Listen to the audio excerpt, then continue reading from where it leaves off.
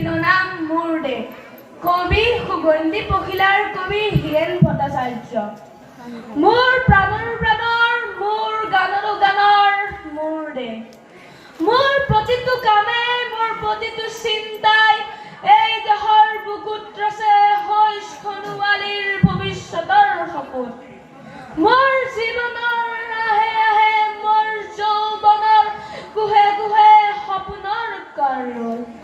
দেশে দেশে দেশ আছে, এনে বহু দেশৰ অৰঙে দৰঙে মই ঘূৰিছো।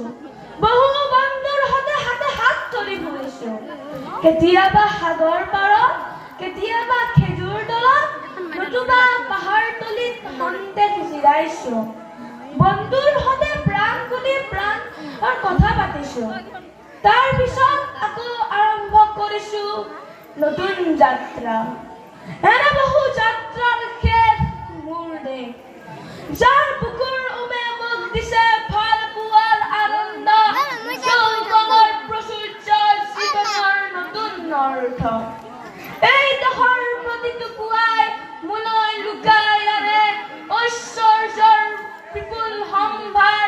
প্ৰতিটো সন্ধিয়াই বৈ আনে স্নিগ্ধ ফুলৰ সুবাস। প্ৰতিটো ঋতুৱে মোক দি যায় জীৱনৰ আশীৰ্বাদ। এই দেশৰ বাবে মই জীয়াই আছো। এই দেশৰ বাবে মই জীয়াই থাকিবলৈ মৰণ বন কৰিছো।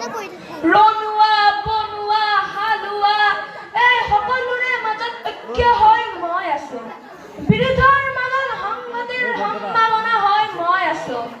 শান্তিৰ চৰাইজনীক আজলি ভৰাই মই দিছো। ভঁৰালৰ এমুঠি ধান, পৰাণৰ এমুঠি গান, আৰুতো মোৰ একো নাই। মোৰ দেশ, মোৰ কল্লোলিত সপোনৰ উত্তাল তৰংগই মোক লৈ যায় গভীৰৰ পৰা গভীৰতালৈ, আদৰ্শৰ পৰ্বত মূললৈ। ধন্যবাদ।